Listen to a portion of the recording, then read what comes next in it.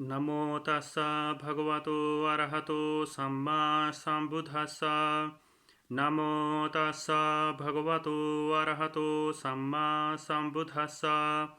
नमो तस्सा भगवतो अरहतो सम्मा सम्बुद्धस्सा। पिछले भाग में हम लोगों ने सुना कि कैसे सिद्धार्थ कुमार जब 16 वर्ष की अवस्था हो जाती है तो उनका विवाह राजकुमारी यशोधरा से होती है। उसके बाद से जो महाराजा सुदोधन जो उनके पिताजी हैं उनके लिए 3 महल, तालाब और बहुत सारे जो उद्यान या पार्क बनाते हैं, जिसमें साथ ही उनको देख रेख के लिए कितने सारे जो सुरक्षा गार्ड के अलावे जो देख रेख करने के लिए जो जो जो नौकर चाकर हर एक तरह से वो व्यवस्था होती है वहाँ पे। और बहुत ही अच्छे से बहुत ही सुख भोगते हुए वो अपना जीवन व्यतीत करने लगते हैं। लेकिन जब सिद्धार्थ की जब उम्र 29 साल की होने लगती है, 29 साल के हो जाते हैं, तो उनके जीवन में बहुत एक बड़ा अजीबोगरीब घटना घटती है। बहुत ही लंबे टाइम तक, जो 16 साल की उम्र से लेकर और 29 साल के बीच में 13 साल तक बहुत ही अत्यंत जो सुख सुविधा का जीवन उनको मिलता है। हर एक तरह का जो राजा ने जितनी तरह की सुख सुविधा हो सकती है वो देने की कोशिश करते हैं। बहुत ही अच्छे से ध्यान रखा जाता है उनका, खाने पीने घूमने हर एक तरह से ख्याल रखा जाता है। यहाँ तक कि छतरी एक सफ़ेद उनके पीछे लगी रहती है, हमेशा लेके लोग खड़े रहते हैं, रात हो चाहे दिन हो, या बारिश हो रही हो, चाहे ओस से बचाने के लिए चाहे धूप से बचाने के लिए। तो बड़े सुकुमार भी होते हैं, कोमल भी होते हैं, तो इतना उनको देख रेख होता है। लेकिन ये सारा कुछ होने के बाद भी हमेशा मन में कुछ न कुछ उनका चिंतन चलते रहता है और एक तरह से उदासी की तरफ चले जाते हैं, इतना सुख सुविधा होते हुए भी। एक बार सिद्धार्थ को मन में आता है कि वो अपने पार्क जाना चाहते हैं, वो खेल कूद करने घूमने के लिए सफ़र पे जाना चाहते हैं। तो यह सोच करके वह अपने सारथी को बताते हैं कि सारथी चलो हम आज उद्यान या वन में घूमने के लिए जाते हैं, जो राजा लोगों का जो रॉयल पार्क जो होता है उनका।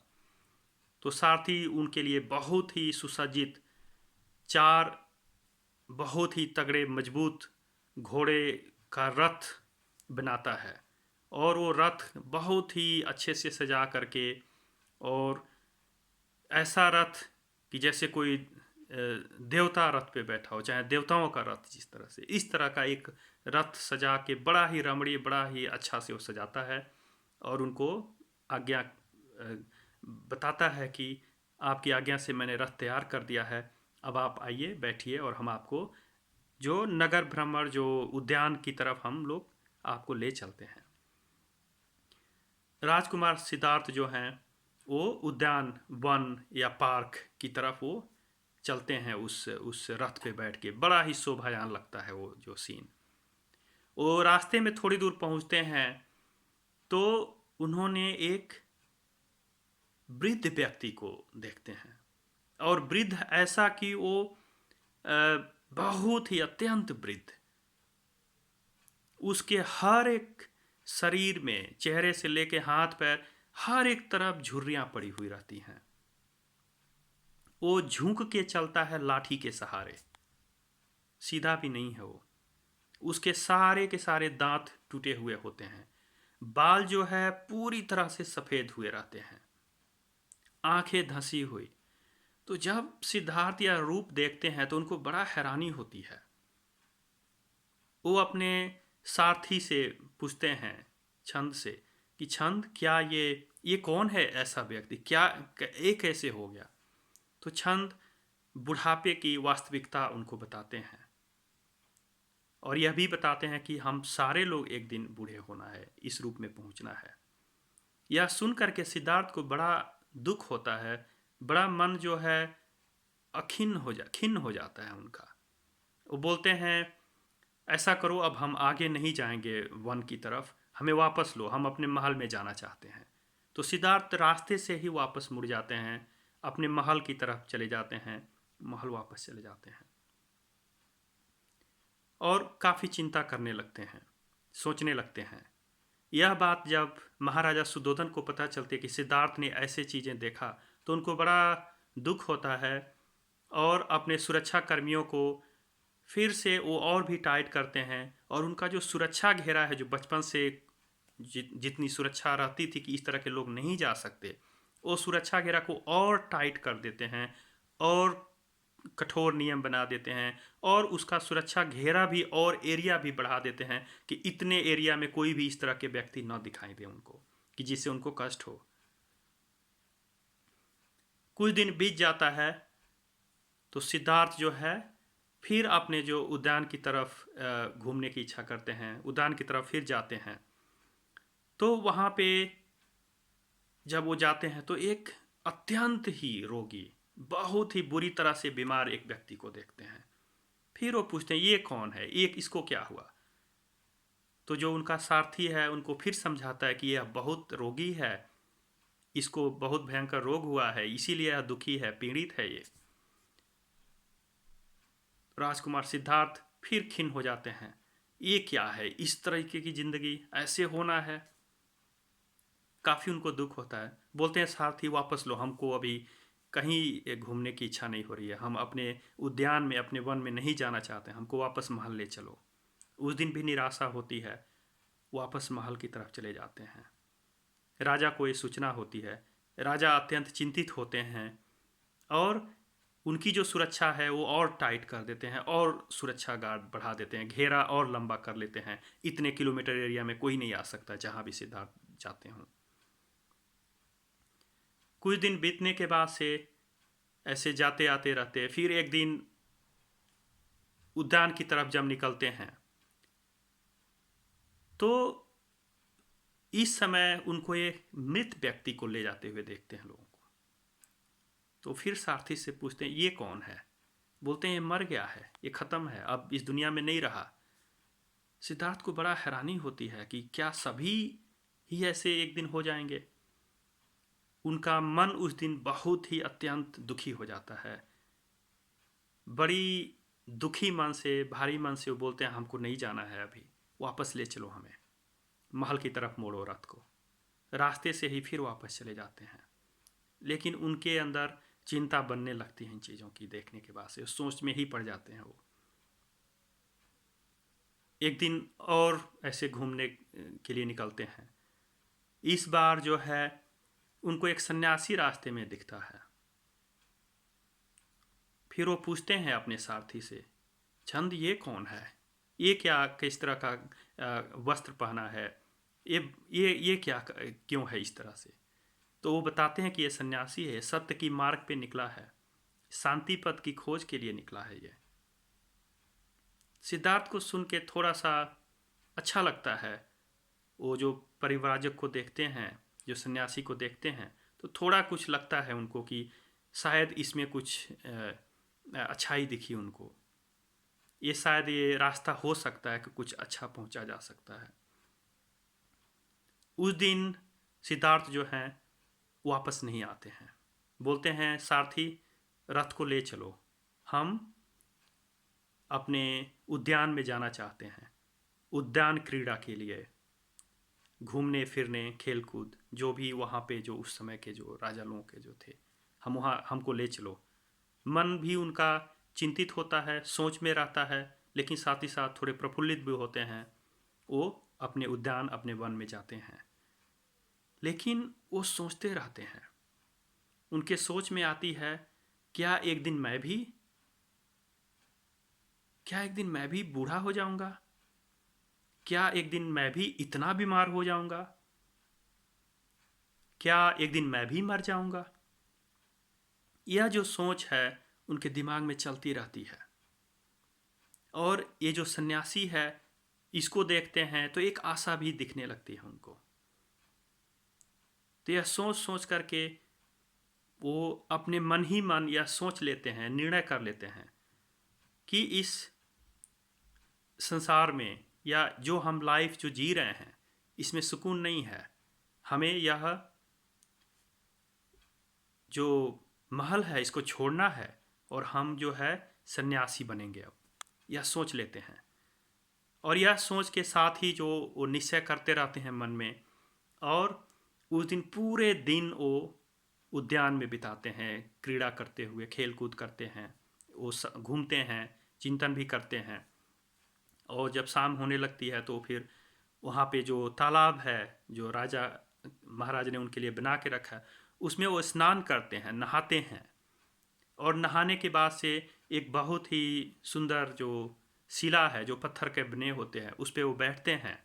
और बैठने के बाद से उनके जो परिचायक हैं जो उनकी देख रेख करती हैं, जो जो स्त्रियां और जो पुरुष, उनको जो है वो बहुत सजाते हैं लोग, तरह तरह के कपड़े से उनको सजाते हैं, जो सुगंधित चीज़ों को लगाते हैं, उनके जो बालों को, उनके शरीर को, हर एक चीज़ को बहुत ही सजाते हैं वो लोग, कपड़े अच्छे पहनाते हैं। और इतना सजा करके वो शाम को फिर वो निकलते हैं, महल वापसी के लिए निकलते हैं। लेकिन जब वो सजा धजा के जब उनको रेडी करते हैं तो उनको एक सूचना आती है। सूचना होती है कि जो जो उनकी जो पत्नी होती हैं राजकुमारी यशोधरा, उनको पुत्र उत्पन्न होता है उसी दिन। पुत्र जो है, यह सूचना पाके राजमहल में चारों तरफ खुशी की लहर दौड़ जाती है कि महाराजा सुद्धोधन को जो पौत्र या नाती पैदा हुआ है। तो यह सूचना सारे महल में खुशी होती है उस दिन। और यह जो सूचना है, राजा अत्यंत प्रसन्न होकर के, खुश होकर के अपने जो सैनिक भेजते हैं सिद्धार्थ के पास उस वन में, उस पार्क में, कि आप जाओ और यह जल्दी से जल्दी सूचना दो सिद्धार्थ को कि आपका पुत्र उत्पन्न हुआ है। वो सैनिक आता है, सिद्धार्थ को उद्यान में बोलता है कि महाराजा ने यह सूचना भिजवाया है कि आपको पुत्र की प्राप्ति हुई है। जब सिद्धार्थ यह सुनते हैं तो उनके मन से, मुंह से जो है अचानक ही यह शब्द निकलते हैं, ओह, एक और राहु पैदा हुआ, एक और रुकावट, एक और विघ्न पैदा हो गया। तो यह बात जब वो सुनता है, जो जो संदेशवाहक है, सुन करके वो वापस जाता है और महाराजा सुद्धोधन पूछते हैं कि सिद्धार्थ को सूचना दी गई है? वो बोलता है हाँ, मैंने सूचना दे दिया। तो सिद्धार्थ ने क्या कहा? तो जो सैनिक है वो बताता है, वो तो अचानक ही मुंह से निकला उनके कि एक और राहु, एक और विघ्न उत्पन्न हो गया। तो महाराजा सुद्धोधन कहते हैं अच्छा, उसने ऐसे कहा, ठीक है, आज के बाद इस बच्चे का नाम राहुल होगा।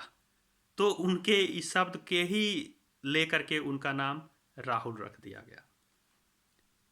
सिद्धार्थ सारे दिन उस पार्क में बिताते हैं। उस दिन मन में निश्चय कर लेते हैं कि आज ही घर छोड़ेंगे और लेट नहीं करना है, और ज़्यादा हम जितना रुकेंगे उतना मोह में फंसेंगे, आज ही हम रात में घर छोड़ेंगे।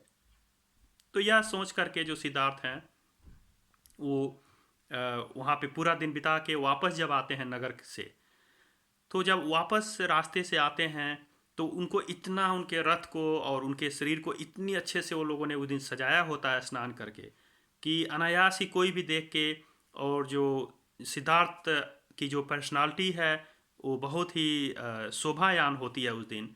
तो जब वो रास्ते से जब गुजरते हैं तो एक जो क्षत्रिय कुमारी जिसका नाम कृषा गौतमी होता है, वो अपने जो भवन है, जो उसका घर है, उसकी छत पर से उनको देखती है और देख करके अनायास ही निकलती है उसके मन से कि इतना शोभायान, इतने अच्छे लग रहे हैं ये सिद्धार्थ। तो उनकी वो बखान करती है, वो बोलती है कि धन्य है वो माता जिनका यह पुत्र है, धन्य है वो पिता जिनका यह पुत्र है, धन्य है वो पत्नी जिनका यह पति है। तो ऐसा जब वो कहती है तो सिद्धार्थ जब ये बात सुनते हैं तो उनको लगता है कि यह जो है हमारी प्रशंसा कर रही है, क्योंकि हम घर छोड़ने का जो मन में निश्चय किए हुए हैं उसके उसकी यह प्रशंसा कर रही है। इसीलिए यह कह रही है कि धन्य है माता पिता जिसके हम पुत्र हैं, धन्य है वो पत्नी जिसके हम पति हैं। तो यह सोच करके सिद्धार्थ को बड़ा अच्छा लगता है कि कोई तो कोई प्रशंसा हमारा कर रहा है इस निर्णय का कि हम को घर छोड़ के सन्यासी हो जाना है।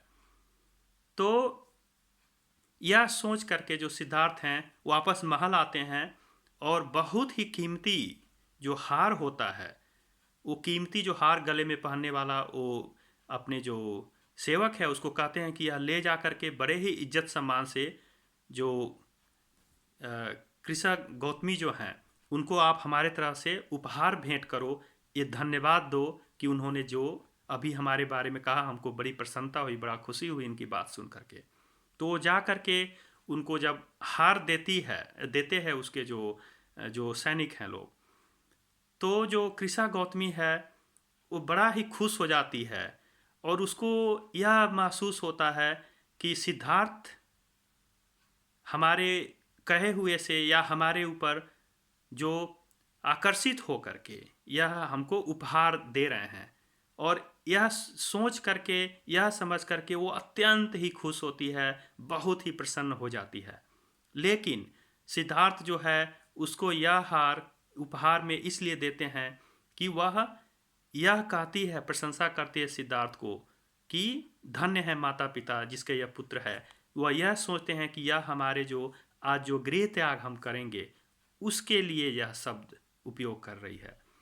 तो इस तरीके से जो है सिद्धार्थ उस दिन आते हैं, अपने महल में बहुत जल्दी ही सो जाते हैं और लेट जाते हैं। लेटने के बाद से जो है सिद्धार्थ जो हैं उस समय बहुत संगीत चलती है, बहुत कुछ, जैसे महल में जो उनके जो परिचारिकाएँ रखी गई हैं वो नृत्य, नाच गाना बाजा सारा कुछ वो करती हैं। और ऐसा करते हुए जब वो देखते हैं सारा कुछ तो उनको रुचि नहीं लगती है, उनके मन में पहले से ही हो गया होता है कि हमको मतलब इसमें नहीं रहना है आज के बाद से। तो वो जाके लेट जाते हैं। अचानक उसकी आधी रात को जब नींद खुलती है तो वो जब आते हैं तो वो जो लेटी हुई हैं जो स्त्रियां हैं वो सभी नाचने गाने के बाद से वो सभी सोई रहती हैं, लेकिन उनके जो रूप को देख करके उनको बड़ा आश्चर्य होता है, क्योंकि कोई जिसको कहते हैं कि जो सोते समय बकबकाते हैं लोग, बोलने की आदत होती है, किसी के लार टपक रहे हैं और कोई ऐसे उसके वस्त्र इधर से उधर हुए हैं, ये सारा देख करके उनको और भी बड़ा ही मन खिन्न हो जाता है कि क्या है ये। उनको ये लगता है कि जैसे ऐसे पड़े हैं लोग जैसे कि कोई मुर्दा घर है यहाँ पे। उनको रुचि नहीं रह जाती है किसी चीज़ में, उस महल के जो सुख सुविधा में या किसी भी तरह की चीज़ों में। तो उनका जो निश्चय है वो और भी मन दुखी होता है और भी निराश होता है, और वो निश्चय करते हैं कि हम इस घर को छोड़ देंगे। तो आदेश करते हैं अपने सारथी को कि हमारे लिए जो यहाँ से निकलने के लिए जल्दी से जल्दी इंतज़ाम किया जाए। और आगे क्या होता है, कैसे वो घर छोड़ते हैं, वो जो राजकुमारी यशोधरा हैं या बच्चा है उनके लिए क्या सोचते हैं, क्या उनको देखते हैं कि नहीं देखते हैं। तो इस तरह की क्या होती है घटना इसके बाद से उस रात, और घर छोड़ते हैं तो क्या होता है। तो ये सारा कुछ जानने के लिए हम लोग अगले भाग को देखिए। तो इसके बारे में हम फिर अगले अगले भाग में सारा व्याख्यान करेंगे। तो अगर जो कोई भी आपको जानकारी लेनी हो, कोई क्वेश्चन हो आपके मन में, तो ज़रूर पूछिए। और अगर जो यह वीडियो आपको पसंद है, भगवान बुद्ध की जो जीवन की ये जो जो उनकी जो कथा है ये आपको अच्छा लगता है, तो इसको और जानने के लिए और रेगुलर जो इसको जो आपको अपडेट्स होते रहें, तो उसके लिए जो अपना जो ये यूट्यूब चैनल है उसको सब्सक्राइब कर लीजिए, जिससे कि एवरी टाइम जब हम लोग अपडेट करेंगे तो आपको मिलते रहेंगे। तो इसी के साथ हमको विश्वास है कि आपको ये पसंद आएगा, और नेक्स्ट जो सिद्धार्थ के लाइफ में क्या होता है घर छोड़ने के बाद से क्या क्या होता है और कैसे घर छोड़ने के दिन क्या घटनाएं होती हैं, तो आगे हम लोग फिर नेक्स्ट भाग में डिस्कस करेंगे। Thank you for listening.